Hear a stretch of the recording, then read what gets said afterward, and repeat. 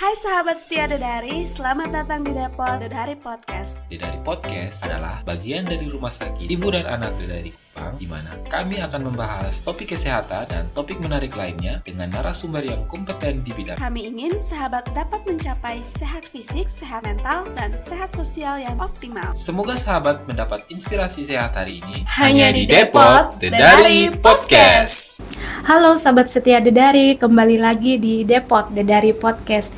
Episode kali ini saya ditemani oleh Dr. Iren, spesialis anak yang berpraktek di Rumah Sakit Dedari Kupang. Halo Dok, apa kabar? Halo Kak Yana, selamat sore.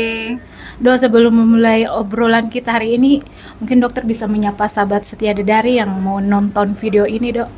Halo sahabat setia Dedari, selamat sore, apa kabar? Semoga semua yang selama ini dengan Dedari tetap sehat dan bisa tetap menjadi berkat bagi banyak orang dimanapun saudara-saudara Bapak Ibu berada.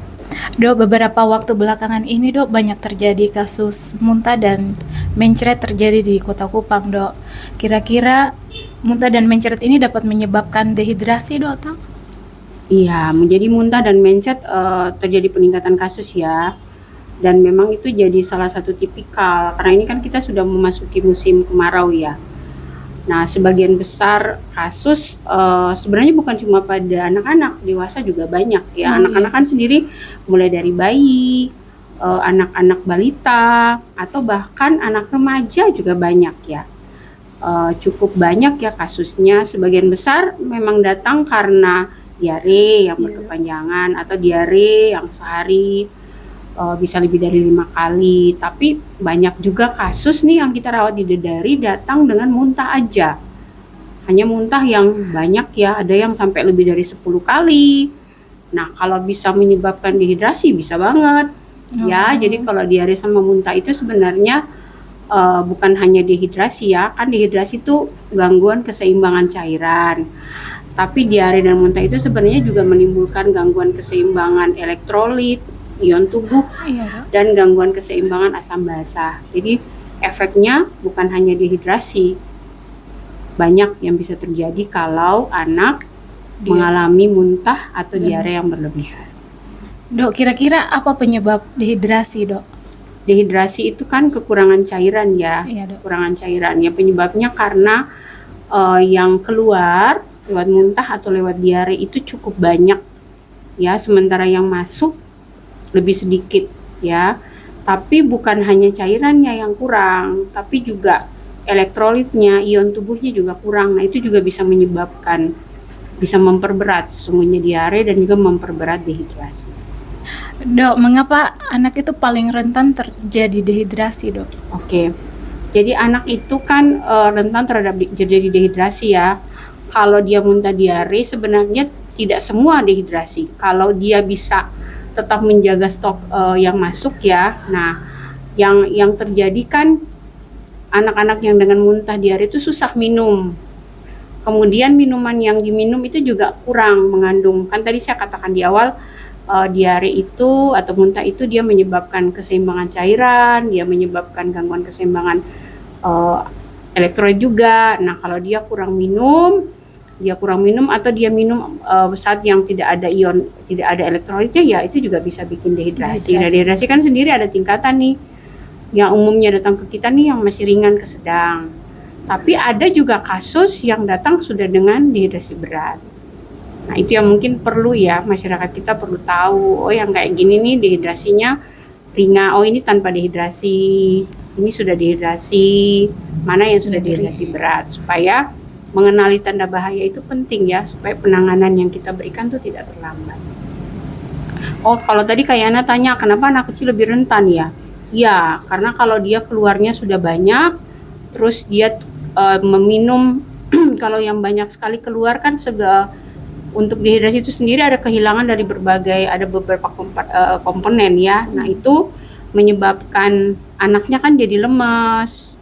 Nah, semakin lemas, semakin dia tidak bisa minum, atau yang keluar ion keseimbangan asam basanya terganggu. Nah, itu memang tidak bisa cuman dengan minum saja ya, dia harus butuh infus ya, karena kan bagian besar kasus yang kita rawat di Dedari ini masuknya tuh karena memang sudah begitu dia muntah mencet berlebihan, nafsu makannya juga turun.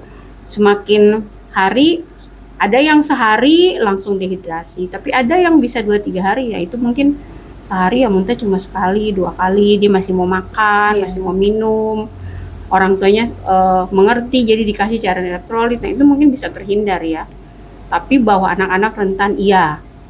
Karena banyak hal, mungkin karena kecilnya, karena yang dia bisa minum dan makan itu juga sedikit, dan karena kalau terlalu banyak yang keluar, ya dia mencetnya banyak banget, atau muntahnya banyak banget, ya keseimbangan cairannya tidak teratasi, ya akibatnya bisa dehidrasi. Dok, tadi Ibu Dokter kan sempat bilang nih kalau ini dehidrasi itu dibagi lagi, ada dehidrasi ringan ke sedang, ada sedang ke berat. Nah, gejala dari dehidrasi ringan ke sedang terus sedang ke berat itu seperti apa, Dok? Ya, jadi Bapak Ibu begini ya. Jadi kalau anak kita muntah nih atau diare, ya mungkin kita lihat tanda-tanda dehidrasi itu mulai dari matanya masuk ke dalam, atau kita bilang matanya cowong, agak masuk. Tetapi kalau mata itu kan sesuatu yang subjektif ya. Kadang menurut kita orang kesehatan, mama ini matanya dowong masuk, itu ibunya bilang memang matanya kayak gitu ya. Jadi itu sesuatu yang lebih subjektif. Gejala lainnya, kalau dia gejala dehidrasinya itu bisa lihat juga dari mulutnya, bibirnya tuh biasanya kering, kan keluar tapi nggak ada yang bisa masuk kan, bibirnya kering. Itu juga bisa. Kalau bibir kering kan lebih objektif ya, maksudnya semua orang memang lihat kering gitu loh. Iya, nah, kalau mata memang agak susah. Lalu yang paling bisa kita lihat itu turgor. Turgor itu cara ngukurnya itu bisa kita cubit. Paling baik sih di kulit perut ya, dicubit. Nah kalau dia tidak dehidrasi tuh begitu kita cubit kulitnya kembali langsung seperti biasanya. Tapi kalau anak dehidrasi tuh dia turunnya agak lambat baru kembali. Nah semakin jelek turgornya itu bisa masuk ke dehidrasi berat. Nah ada yang paling sederhana sebetulnya untuk mengukur dehidrasi dengan tidak, pantau kencingnya. Oh, dari kencing, Dok? Iya, kencingnya. Kan kita biasanya tahu tuh, normalnya kan kalau kencing itu sehari minimal 6 kali harusnya.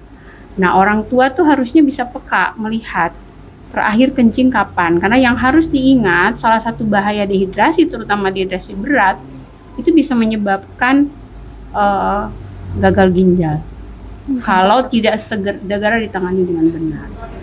Jadi ya itu sih yang paling perhatikan, kencingnya ya. Iya, Dok. Nah kadang orang tua tuh kita tanya, mama ini kencing terakhir kapan? Dia nggak ngeh.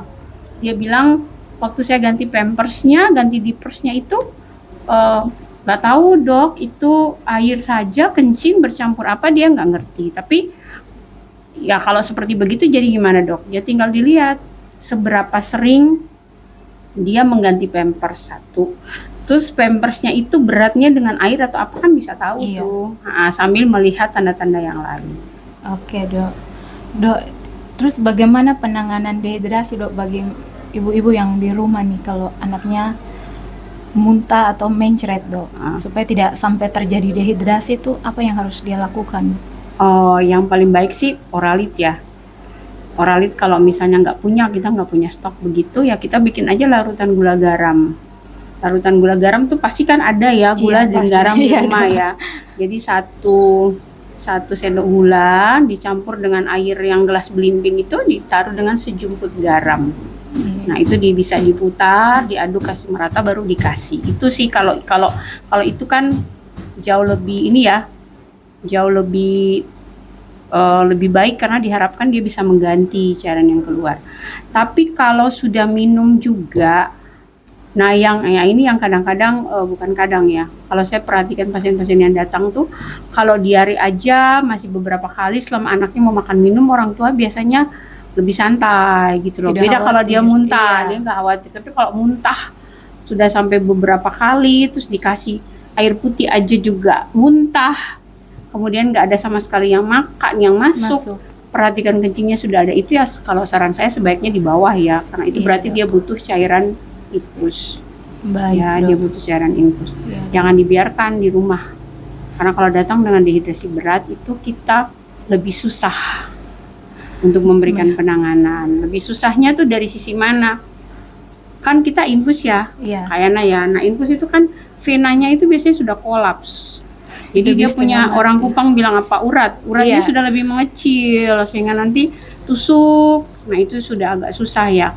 Nah tanda-tanda dehidrasi berat itu sih kalau yang tadi turgor, nah ini turgornya tambah turun, kencing tambah biasa ini apa namanya anaknya sudah mulai sesak, Oh, sampai mulai sesak, Dok. gelisah. Iya, lalu kaki tangannya itu loh. Biasa kaki tangannya tuh dingin banget kayak es. Iya. Itu tanda-tanda ke arah itu. Kalau orang kesehatan dia ngerti kan kalau dia datang di UGD kita raba nadinya Iya. tuh nadinya sudah kita susah hitung. Kalau kita bisa tensinya juga kita nggak bisa raba, nggak bisa ukur. Nah tapi kalau dari orang awam lihat aja tadi matanya, bibirnya, turgornya, perhatikan BAK-nya, kencingnya terutama. Sama yang paling penting dilihat kalau sudah kaki tangannya dingin kayak es itu sudah tanda bahaya. Itu mau jam berapapun segeralah bawa ke UGD ya. Dok. Dok, menurut Dok mitos atau fakta untuk menghindari dehidrasi itu kita harus mengkonsumsi air mineral sebanyak mungkin, Dok? Mitos ya. Mitos ya, Dok. Kecuali kita minumnya kalau air ganti. Sebenarnya paling bagus sih kan tadi kalau dia bukan cuma cairan kan, elektrolit juga Iya. kan.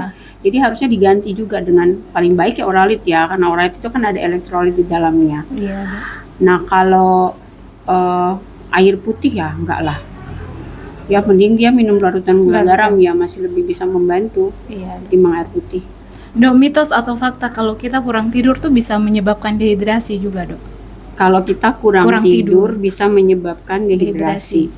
Kalau kita kurang tidur sih enggak ya, tapi asal minum kan yang banyak. Oh. Tapi kalau anak kecil susah sih. Kita susah. Jadi memang harus diganti. Kan ada gini loh, kebutuhan cairan harian kita kan ada ya. Kalau orang dewasa, kalau lebih gede bisa sampai 3 liter tuh sehari. Nah, minum kita banyak enggak? Kalau bilang kurang tidur bisa dehidrasi, berarti di Dedari banyak ya yang dehidrasi. Mulai dari petugasnya nih, dari dokternya, Dari spesialis. teman-teman perawatnya, teman-teman bidannya, kan kita berjam-jam bisa nggak tidur. Iya, Dok. Jadi nggak harusnya tetap dijaga saja ini. Kalau anak-anak, hitungan cairan tuh ada kayaknya. Jadi kalau untuk anak-anak kecil dengan berat badan di bawah 10 kilo, itu kita hitungnya 100 cc per kilo per hari. Jadi kalau bapak mama di rumah nih bisa, anak saya sekitar 8 kilo dok, berarti dia minimal tuh harus 800 minimal. Itu kalau tanpa dehidrasi. Kalau dia dehidrasi ringan sedang aja kebutuhannya naik. Ya bapak mamanya bisa naikin sekitar 10%, 15%. Tapi kalau dia dehidrasi berat itu lebih dari 20 biasanya. Jadi kehilangan cairannya itu sampai lebih dari sekitar persen. Nah berarti harus nambah jumlah cairan. Tapi alangkah baiknya kalau yang diberikan tuh cairan yang mengandung elektrolit yang cukup, ada asam basahnya. Jadi bukan sekitar cairan tok ya. Iya. Nah, itu yang jadi ini sih. Jadi concern kita bersama.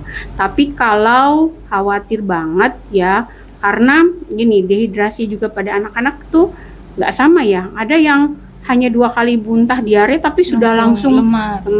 Tapi ada yang bisa sampai lebih dari 10 kali biasa aja ya. Mungkin dia tetap minum ya, minum, tetap dikasih oralit, tetap ini ya bisa. Jadi awasi saja tanda-tanda dehidrasi. Kalau sudah ada tanda-tanda dehidrasi jangan tunggu lama-lama, dibawa ke rumah sakit biar bisa dikasihkan penanganan. Nah, kalau ringan sedang sih sebenarnya bisa aja kayaknya kita pakai oralit saja. Cuma ada hitungannya kan, karena hilang tuh sekitar 10-15%. Ada takarannya tuh berapa cc kita kasih.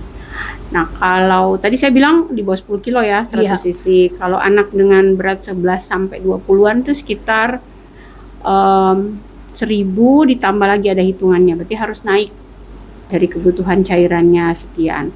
Kalau anaknya lebih gede lagi di atas 2 kilo itu ada lagi hitung 20 kilo ya. Itu hitungannya ada lagi.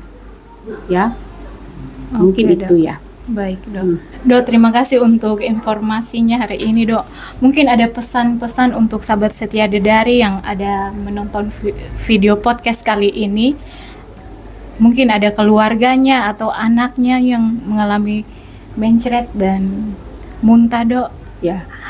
Jadi untuk sahabat setia Dedari di rumah, yang pertama bahwa muntah dan diare atau muntah saja atau diare saja itu berpeluang untuk menyebabkan ketidakseimbangan atau kekurangan air, elektrolit sama asam basah. Yang kedua, jangan menganggap enteng muntah dan diare ya. Jadi segera atasi dengan pemberian cairan yang ada di rumah. Kita bisa memulai dengan larutan gula garam, atau kalau punya Oralit yang bisa dibeli ya lebih baik lagi. Kenali tanda-tanda dehidrasi ya, mulai dari mata cekung atau mata cowong, kemudian bibirnya anak itu biasanya kering, lalu cek turgor ya, cubit sedikit perutnya, kita lihat kembali dengan cepat atau tidak. Dan yang paling penting mungkin melihat kencingnya, itu salah satu tanda dini nih, kencingnya anaknya berkurang. Misalnya jarak kencing yang biasanya dalam 23 jam dia kencing, ini kok jadi lama ya. Nah, itu sudah salah satu tanda dehidrasi. Lalu kalau menemukan tanda-tanda seperti itu, segera mencari sarana kesehatan, dibawa ke UGD ya. Kita di Dedari sangat senang kalau bisa menerima, datang nanti sama teman-teman dokter umum itu akan dinilai dulu ini masuk kategori apa. Kalau tanpa dehidrasi, kita masih bisa kasih pesan-pesan apa-apa yang harus minumnya bagaimana, makannya bagaimana. Tapi umumnya kalau sudah kekurangan cairan, dehidrasi ringan dan sedang, kita lebih baik sarankan untuk MRS ya. Kita ganti kembali cairan yang keluar tadi dengan cairan yang ada elektrolit dan asam basahnya. Tetapi kalau datang sudah dalam kondisi dehidrasi berat, kita kejar. Nah, itu mengejar itu tuh hitungannya dalam hitungan bisa antara 3 sampai 6 jam. Karena kita sangat tidak mengharapkan komplikasi yang mungkin muncul dari diare ini. Salah satu yang tadi saya bilang bisa gagal ginjal. Ya. Jadi untuk sahabat Dedari di rumah, jangan menganggap enteng muntah dan mencret. Segeralah cari pertolongan atau mengkonsul ke kita di Dedari supaya anak-anak bapak ibu, keluarga kita di rumah bisa terhindar dari kerusakan ginjal atau dehidrasi berat yang bisa berefek ke organ yang lain. Mungkin itu Kak Yana pesan saya sore ini. Terima kasih banyak, Dok. Sekian untuk episode kali ini. Mungkin sahabat setia Dedari ada pertanyaan terkait isu-isu kesehatan yang marak terjadi di masyarakat belakangan ini, bisa langsung komen di bawah supaya kami dari Rumah Sakit Dedari bisa membahasnya di depot selanjutnya. Terima kasih. Terima kasih. Dadah.